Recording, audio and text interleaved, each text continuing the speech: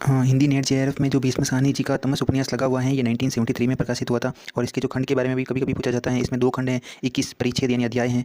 ठीक है, और ये साहित्य अकादमी से इसको पुरस्कार भी मिल चुका है। और कभी कभी ये भी पूछा जाता है कि जो ये कहाँ से प्रकाशित हुआ था, तो राजकमल प्रकाशन से ये प्रकाशित हुआ था। और ये जो इसका जो क्रम है ना, सबसे पहले इनका झरोखा उपन्यास आता है, उसके बाद में कड़िया, उसके बाद में तमस, ये तीसरा नंबर का उपन्यास है। और 1971 में साहित्य अकादमी पुरस्कार से सम्मानित हैं। और कभी कुछ लोग बताते हैं कि 1975 भी बताते हैं। और 1986 में गोविंद नहलानी ने इसके ऊपर एक टीवी धारावाहिक बन चुका है, जो कि 1986 में बना था, 13 साल बाद में बना था। और 1975 में 2 साल बाद में इसके ऊपर फिल्म भी बनी थी, और भीष्म स्वामी ने इन्होंने स्वयं भी इसमें अभिनय भी किया था। और इनके जो बाकी उपन्यास है, सबसे पहला नंबर पे है झरोखा 1967, कड़िया 1970 जो सिलेबस में लगा हुआ है वो 1973 में। और उसके बाद में 4 उपन्यास और आए हैं, बसंती 1980 में, मैयादास की गाड़ी 1988 में, कुंतो 1993 में, और नीलू नीलिमा नीलोफर ये 2000 में इनका लास्ट उपन्यास आया हुआ है।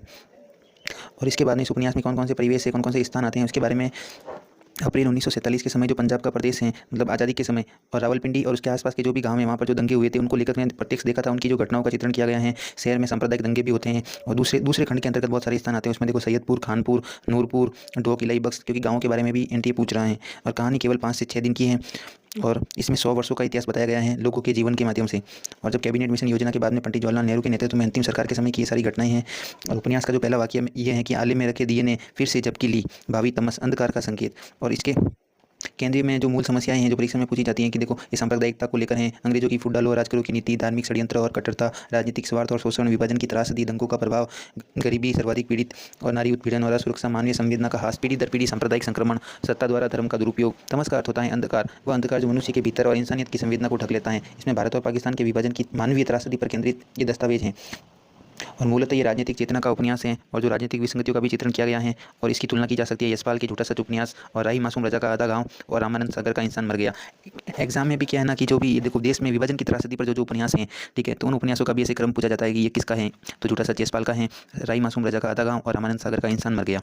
और इसके जो तमस उपन्यास के जो पात्र हैं, इसमें देखो नत्थू चमार एक गरीब मजदूर है। मुराद अली के कहने पर देखो सुअर है ना, इस सुअर को मार देता है, और दंगों में शामिल होने वाले आदमी का प्रतिनिधित्व होता है ये नत्थू चमार। यहाँ से ही उपन्यास की शुरुआत होती है। ये शोषित आम आदमी का है। और मुराद अली जो अंग्रेजों की नीति का मोहरा होता है, नत्थू से सुअर मरवाकर मस्जिद की सीढ़ियों पर फिकवाता है, और स्वार्थी राजनीतिक वर्ग का प्रतीक है।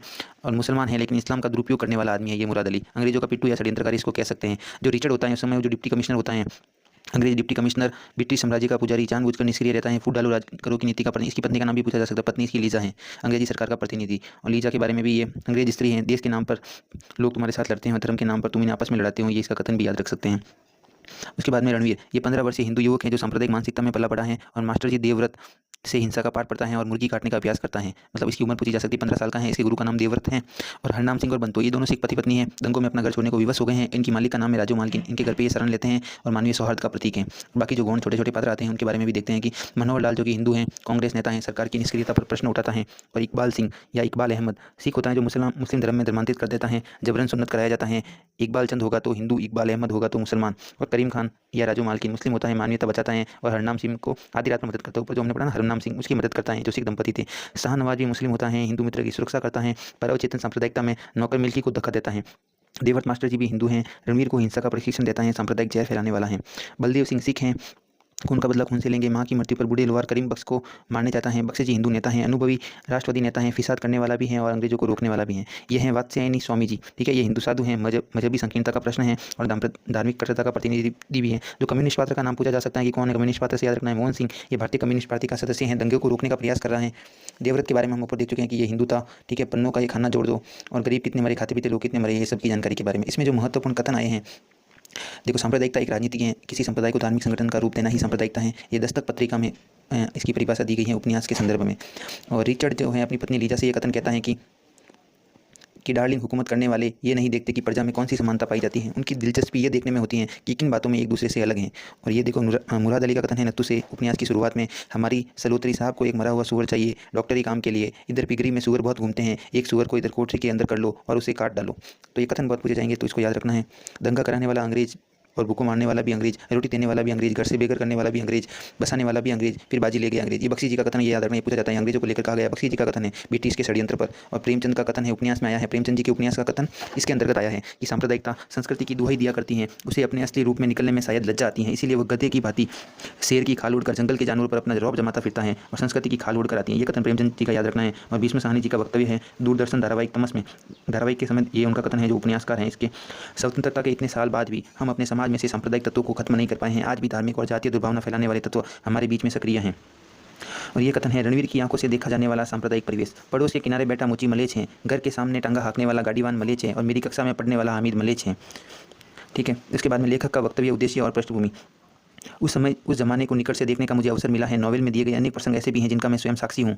रावलपिंडी के निवासी थे लेखक। मार्च 1947 के दंगे प्रत्यक्ष से देखे, लाशों से भरा हुआ अपनी आंखों से देखा था। संकीर्ण सांप्रदायिक तत्वों को समझना और उनकी साजिश को समझना और उन्हें बेनकाब करना ये लेखक का उद्देश्य है। भीष्म स्वामी जो है, साहनी जो है, उन दिनों कांग्रेस के कार्यकर्ता थे और जिला कमेटी के सदस्य थे। इसकी संरचना ये 2 खंडों में विभाजित है। इसके 13 प्रकरण हैं। रावलपिंडी शहर आया है इसके जिक्र में, सैयदपुर जैसे गाँव भी आए हैं। 21 इसमें अध्याय हैं। प्रकरण देखो 13 हैं और अध्याय 21 है। ठीक है। और आरंभ जो इसको नाटकीय शैली में ये शुरू होता है। नत्थु चमार जो एकांत कोठरी में सूर मारने की प्रक्रिया में संलग्न होता है। इसकी भाषा और शिल्प सौंदर्य हिंदी, उर्दू, अंग्रेजी, पंजाबी सभी का मिश्रित रूप इसमें मिलता है। पात्रानुकूल है, सहज है, बोधगम्य है। इसकी शैली वर्णनात्मक है, मनोविश्लेषणात्मक है, विश्लेषणात्मक शैली का प्रयोग हुआ है, नाटकीयतापूर्ण है, अनेक कथा सूत्रों की योजना है, सहायक एवं प्रासंगिक कथा सूत्र मुख्य कथा से कुशलता से जुड़े हैं, सिनेमाई लहजा, ध्वनि, दृश्य, वातावरण निर्माण में अत्यंत प्रभावशाली हैं। अब हम लेखक का परिचय देखते हैं क्योंकि परिचय से भी बहुत सारे सवाल पूछे जाते हैं। तो देखो 8 अगस्त 1915 को लेखक का जन्म वहीं पर हुआ, रावलपिंडी में जो पाकिस्तान में है। 1947 में लेखक भारत आ गए थे, उसकी इनकी जन्मभूमि का त्याग कर दिया था और दंगों को इन्होंने प्रत्यक्ष देखा था। और इनका प्रथम उपन्यास पूछा जाएगा झरोखे, मध्यवर्गीय परिवार की व्यथा कथा है 1967 झरोखे प्रथम उपन्यास। और हमारे सिलेबस का जो उपन्यास है तमस 1973 कालजयी उपन्यास है, हिंदी में ऐतिहासिक योगदान दिया है। और साहित्य अकादमी पुरस्कार और दूरदर्शन दोनों 1975 1986। ठीक है। इसी तरह ये उपन्यास था। इसके बाद में ये देखो कि छोटे मोटे सवाल है कि यहाँ पद्म भूषण भारत सरकार द्वारा सम्मानित किया गया। इनका निधन हो गया 2003 में दिल्ली में। और नत्थु से किसने सूअर को मरवाया? ठीक है। तो ये मुराद अली का नाम याद रखना है। ठीक है। उसके बाद में है कि तमस उपन्यास की कथा कितने दिनों, इसमें 100 वर्षों का इतिहास समाया है। कथा खाली 5-6 दिन की है। भीष्म साहनी का कौन सा उपन्यास? ये 30वां उपन्यास है। पहला झरोखे है 1967, कड़िया 1970, तमस 1973। इसमें 2 खंड हैं, 21 परिच्छेद हैं और पहला खंड शहर में 13 प्रकरण है। ठीक है। तमस का धारावाहिक किसने बनाया? गोविंद नीलानी का नाम याद रखना है। 1986 में दूरदर्शन के लिए धारावाहिक बनवाया और 1975 में इस पर फिल्म भी बन चुकी है। ठीक है। तमस की पृष्ठभूमि कहाँ की है? 1947 के पंजाब, मुख्यतः रावलपिंडी शहर और उसके आसपास के गांव सैयदपुर और खानपुर की हैं। और उपन्यास का पहला पात्र है नत्थु चमार जो एकांत कोठरी में बजरंग कांटिले तोंदियल सूअर को मारने की उबो प्रक्रिया में संलग्न है। और उपन्यास की पहली पंक्तियाँ यही से शुरू होती हैं।